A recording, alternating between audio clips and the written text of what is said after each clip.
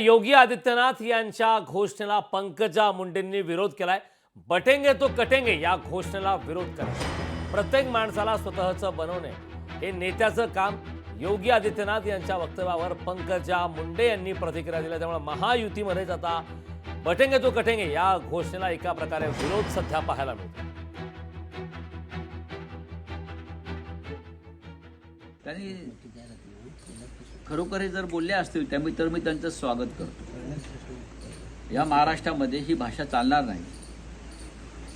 महाराष्ट्र धर्म म्हणून आम्ही एक मानतो आणि त्या महाराष्ट्र धर्मात आम्ही सगळे लोक आहोत, सगळ्या जातीपातीचे लोक, धर्माचे लोक आहोत, ज्यांनी हा महाराष्ट्र घडवलेला आहे, निर्माण केलेला आहे।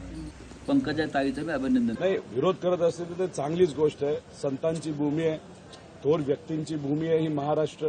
शिवशाहू फुले आंबेडकरांचा विचार हा लोकांच्या ध्यानामध्ये, मनामध्ये, रक्तामध्ये भिनलेला आहे। अशात गुजरातची स्टाईल नाहीतर उत्तर प्रदेशची स्टाईल जर महाराष्ट्रावर भाजपचे नेते लादण्याचा प्रयत्न करत असतील तर स्वाभिमानी मराठी माणसं हे काय खपून घेणार नाहीत। याचा अर्थ समजून जा की महाराष्ट्राचं कल्चर भाजपच्या केंद्रीय नेतृत्वाला मान्य नाही आणि त्याच्यामुळे महाराष्ट्रात येऊन कटेंगे तो बटेंगे, एक है तो सेफ है असे जे वाक्य जे महाराष्ट्रात बोलले गेले, पहिले अलायन्सला त्यांच्या मान्य नव्हतं, आता त्या पक्षातल्या वरिष्ठ नेत्यांना मान्य नाहीये। महाराष्ट्रामध्ये पुरोगामी विचार हा खोलवर रुजलाय। फुले शाहू आंबेडकरांचा विचार आणि म्हणून त्या विचाराला बाजूला सारून ना अजित पवाराला राजकारण करता येणार ना पंकजा मुंडेला, त्यामुळे त्यांना विरोध करावाच लागेल।